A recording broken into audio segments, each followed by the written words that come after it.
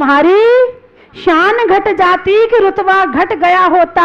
जो गुस्से में कहा तुमने वही हंसकर कहा होता। जो गुस्से में कहा तुमने वही हंसकर कहा होता। जो बात गुस्से में बोली जा रही है वही बात को यदि प्रेम से बोल दिया जाए तो भाषा समिति के अंतर्गत आती है। छह ढाला में पंडित दौलत राम जी क्या कहते हैं? जग सुहिते करे सबे अहिते हर, श्रुति सुखद सब संशय हरे। भ्रम रोगे हर जिनके वचन, मुख चंद्र ते अमृत झरे।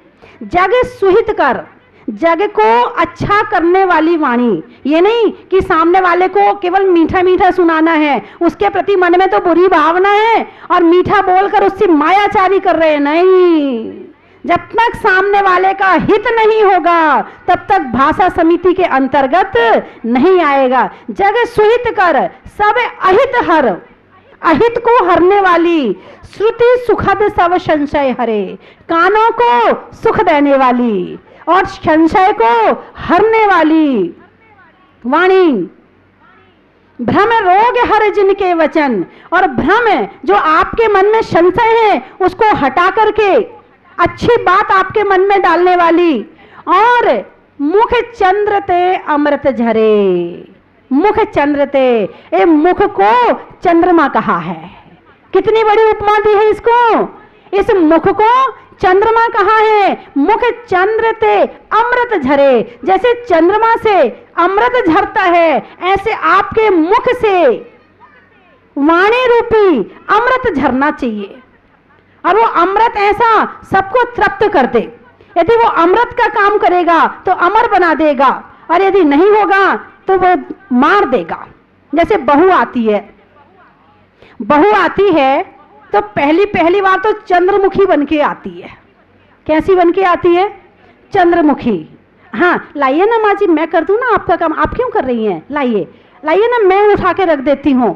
पति से कहती आप रहने दीजिए ना, मैं कर लूंगी ना ये काम। बड़े प्यार से बोलती है, ऐसा लगता है मुंह से अमृत झर रहा है। फिर दूसरी बार आती है तो सूरजमुखी बन जाती है। हाँ, सूरजमुखी बन जाती है। देखिए, इतना काम आप कर लो, इतना काम मैं कर लेती हूँ। अब मैं कहाँ तक करूंगी? सारे दिन मैं ही काम करूँ क्या? सूरजमुखी बन गई। थोड़ा पति के ऊपर भी थोड़ा रौब डालना शुरू करती है। देखो, मैं जैसा कहूँ ना वैसे ही करना, फालतू मेरी बात मत टालना, मैं नाराज हो जाऊंगी, गुस्सा करूंगी आपके ऊपर। लो, थोड़ा थोड़ा कलेश भी शुरू कर दिया, थोड़ा प्रभाव दिखाना शुरू कर दिया उसने। इस तरह से फिर क्या होगा? फिर उसके बाद तीसरी बार आएगी तो वो ज्वालामुखी बन जाती है। आप लोग हंस रहे हैं मेरी बात पर। ज्वालामुखी बन जाती है। हाँ, फिर तो माइट इज राइट, जो मैं कहूंगी वो होगा। मेरी मानो तो शांति से रहूंगी, और नहीं तो अभी सबको जेल भिजवा दूंगी। आजकल की लड़कियां और ज्यादा तेज हो गई हैं, उनके अंदर भाषा समिति तो है ही नहीं है। आपकी लड़की यदि आपके घर में आपको उल्टा जवाब देती है, आप सहन मत कीजिए। लड़की की बात करी, बहू की बात नहीं कर रही।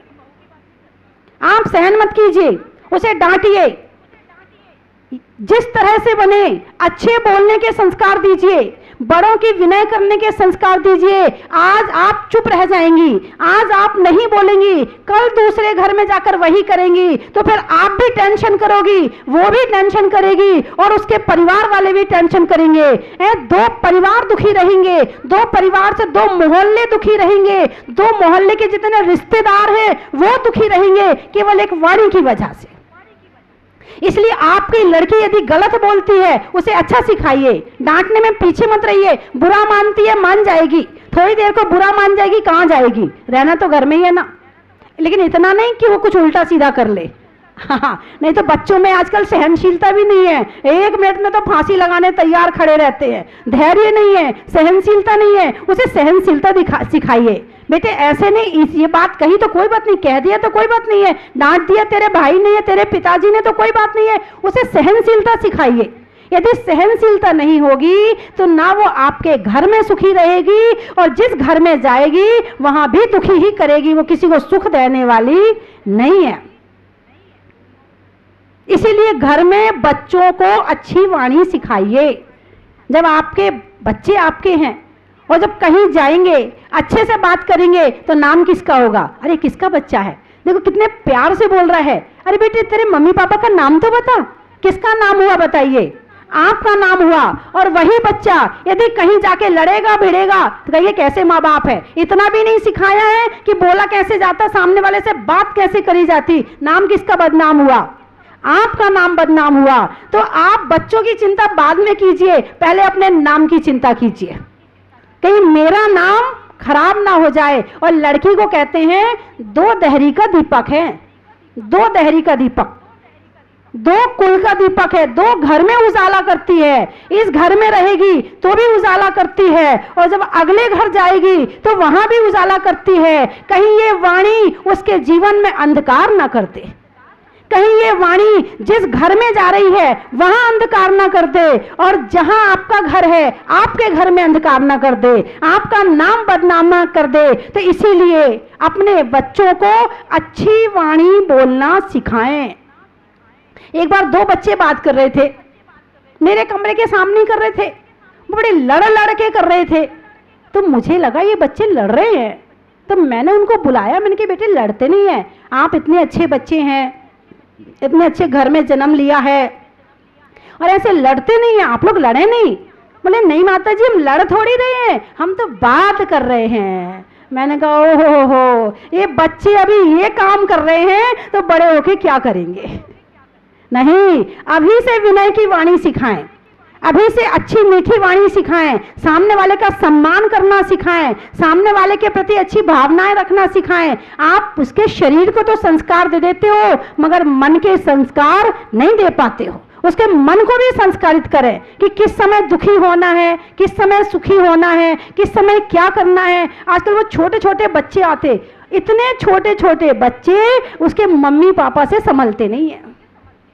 आने वाली पीढ़ी इतनी तेज आ रही है कि वर्तमान के मम्मी पापा नहीं संभाल पा रहे हैं। फिर भी आप अपनी कोशिश में कमी ना करें, ज्यादा लाड़ प्यार और मोह के चक्कर में बिगाड़े ना, क्योंकि आपने बिगाड़ दिया तो उसका जीवन भी दुखी रहेगा और आपका जीवन भी दुखी रहेगा। और होता यही है, लड़की की शादी हुई, शादी होके अगले घर में पहुंची, अब भाई जो जहां रहेगा 4 बर्तन हैं वो तो बचेंगे, स्वाभाविक बचेंगे। अब जरा सा सास ने कह दिया बहू जरा तेल ना कम डालना सब्जी में, सास ने कह दिया, ओ लो तुम्हारी लड़की को गुस्सा आ गया, ये सास तो खाने भी नहीं देती, अच्छे से बनाने भी नहीं देती। और लो उसने कहा अम्मा जी कमी तो डालती हूँ मैं, कहाँ ज़्यादा डालती हूँ।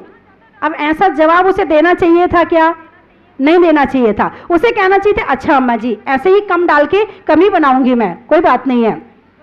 अब उसने आपस में सास से बहसबाजी करी। अब सास तो सास है, 40 साल से घर में रह रही है और तुम आई हो अभी 1 साल भी नहीं हुआ। तो उसको गुस्सा आया, उसने और डांट दिया। फिर जब उसका बेटा आया तो उसने अपने बेटे से भी कहा कि इसने ऐसा ऐसा कहा मुझे। फिर पति पत्नी की लड़ाई हुई। अब वो तुम्हारी लड़की ने घर फोन किया और वहां की सारी कहानी तुम्हें सुनाई, रो रो के सुनाई, मम्मी मम्मी ऐसी कहती मेरी सास, रो रो के सारी कहानी सुनाई। अब क्या हुआ, तुम्हें टेंशन हो गई, तुम उसकी सास से कुछ कह नहीं सकती, पति से कुछ कह नहीं सकती, तुम्हें टेंशन हो गई।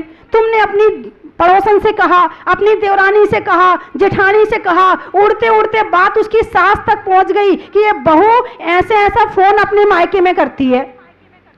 अब उसके घर में जितना प्यार उस बहू को मिलना चाहिए था अब उसे वो मिलने वाला नहीं है। अब वो बहू वहां तो घंटे भर में लड़ भिड़ के और उसके बाद हंसने बोलने लगी, हाँ ही करने लगी। 1 आध घंटा कितनी देर क्रोध में रहेगी, कितनी देर रोएगी। घंटे 2 घंटे बाद चुप हुई और हंसना बोलना शुरू कर दिया। और तुम्हें यहाँ फोन पे उसने दुखी कर दिया। तुम 24 घंटे दुखी हो और वो हंस बोल के आराम से रह रही है। ऐसे हम दुख इकट्ठे करते हैं। बात समझ में आई कि नहीं आई? तो कभी भी अपने घर की बात हो कभी पीहर वालों से मत कहो, जहां रह रहे हो वो वहीं निपटाओ। महिलाओं को उल्टी जल्दी होती है, मेरी बात समझ गए आप? महिलाओं को उल्टी जल्दी होती। कौन सी उल्टी? वो भोजन वाली उल्टी की बात नहीं करती, वैसे वो भी जल्दी करती हैं। मैं बात वाली उल्टी, कोई बात हुई झटके से कह दूं, कोई बात हुई, जब तक वो कह नहीं देंगी तब तक उनके पेट में पानी भी नहीं पचने वाला, भोजन की तो बात दूर की है। और यदि पूरे गांव में बात फैलानी हो ना तो एक महिला को बुलाओ और उससे कहो, बहन जी ऐसे ऐसा यहाँ होने वाला है और मैंने तो तुम्हें अपना समझ के बता दिया, तुम किसी को मत कहना। अब बस हो गया काम। अब वो जाएगी और जाएगी, रोटी घर में बाद में बनाएगी, घर में बाद में घुसेगी, सबसे पहले अपने पड़ोस में जाएगी, ए माता जी ऐसा कह रही थी और देख मैंने तेरे को तो अपना समझ के बता दिया, तू किसी से मत कहना। शाम तक गांव में, पूरे गांव में बात हो जाएगी और पूरे गांव में होकर के पता चलेगा कि पूरे गांव में सब लोगों को पता चल गई। बस एक महिला से कहवत दो। अब महिलाएं नहीं, हमारे पुरुष भी पीछे नहीं इस मामले में। जब इनकी मीटिंग बैठती है तो ये भी अपनी सारी उल्टी कर देते हैं, जहां की, यहाँ की, वहां की, सब उल्टी कर देते। क्या कहना है, क्या नहीं कहना है, क्या बताना है, क्या नहीं बताना है, सब उल्टी कर देते हैं। और आधी लड़ाइयां तो केवल इसी कारण है। यदि केवल बोलने का ज्ञान हो जाए, थोड़ा सा इस बात का ज्ञान हो जाए कि क्या बात कहना है और क्या बात नहीं कहना है, इस बात का ज्ञान हो जाए, समाज की, राज्य की, देश की और पूरे विश्व की आधे से ज्यादा लड़ाइयां ठीक हो जाएंगी। बहू भी अपने घर में सुखी हो जाएगी, सास भी अपने घर में सुखी हो जाएगी और बहू के मम्मी पापा भी सुखी हो जाएंगे। बहू के मम्मी पापा तो इसी बात से ज्यादा दुखी है, अरे देखो उसकी सास कितनी खराब है। अब जिस घर में तुमने लड़की दी है, अब उसकी सास खराब होएगी क्या? तुम्हारे घर से बहू लेके गई है, कितना इंतजार कर रही थी, उसका लड़का छोटा सा था है, तब से इंतजार कर रही थी मेरी बहू आएगी। अब वो क्या चाहती है कि उसकी बहू इतनी बुरी आए? कौन सी सास चाहेगी कि उसकी बहू इतनी खराब आए? वो तो 20 साल से इंतजार के बाद वो बहू उसके घर में आई, वो तो पलक पावड़े बिछाए बैठी थी और बहू ने जब अपना सूरजमुखी और ज्वालामुखी वाला मुख दिखाया तब बात बिगड़ती है। कोई भी सास खराब नहीं होती है।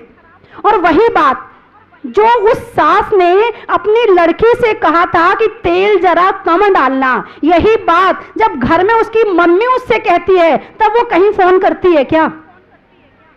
तब लड़ाई होती है क्या? नहीं होती है। सास बहू में अनबन होगी तो चौका चूल्हा अलग हो जाएगा और लड़की और माँ में होगी तो चौका चूल्हा अलग होने वाला नहीं है। इधर घर में माँ से लड़की की लड़ाई हो रही होगी तो पड़ोसन पूछी क्या बात है, आज लड़की से लड़ाई हो गई क्या? तो माँ कहेगी नहीं नहीं, उसकी तो जोर जोर से बोलने की आदत है, वो लड़ती थोड़ी है। और वही बात यदि सास और बहू की होगी और सास से कोई पूछेगा क्या बात है, बहू लड़ रही है क्या? अरे ऐसी बहू आई है, सारे दिन कोहराम मचा रखा है। वो सास भी पचाने वाली नहीं है। इधर माँ ने पचा लिया मगर सास पचाने वाली नहीं है, तो ताली दोनों तरफ से बजती है। तो बंधुओं, बात मैंने वाणी की कही है। आज का नियम है कि मीठा मीठा बोलना। क्या नियम है आज का? मीठा मीठा बोलना। कड़वी बात भी मीठा मिलाकर, व्यंग्य मत करना। व्यंग्य बहुत बुरी चीज होती है। आप लोग सोचते व्यंग्य में कह दिया तो हमारे बात टल गई, उसके अंदर ऐसी चुभ गई है जाके, वो तुमसे बदला जरूर लेगी। इसलिए किसी पे व्यंग्य मत करना। ये व्यंग्य बहुत खराब तीर का काम करते हैं। तो वाणी को अच्छा बनाए, मीठा बनाए, बढ़िया बनाए तो जीवन अच्छा बनेगा। और रही बात चतुर्मास की, बात समझ में आ गई? क्या समझ में आई? वैसे मेरे इतने जो काम जहाजपुर में हो रहा है वो काम कहीं नहीं हुआ है। हाँ, मैंने बहुत चाहा जब इनने पहला श्रीफल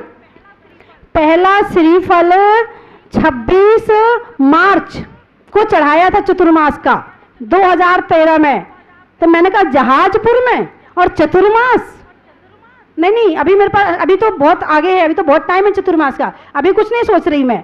ये कह के और टाल के इन्हें चली गई थी जहाजपुर वालों को, लेकिन भगवान निकले और भगवान को चतुर्मास करवाना था। भगवान ने अपने आप डोरी खींची और यहाँ 3 चतुर्मास हो चुके हैं। और मैं तो इतने चतुर्मास मैंने अपने जीवन में किए, 18 चतुर्मास पहले की अपने जीवन में। शायद इतनी सेवा मैंने भगवान की कभी नहीं करी है जितनी सेवा का मौका मुझे अब मिल रहा है। बंधुओं, ये चतुर्मास जो हो चुके हैं वो हो चुके हैं।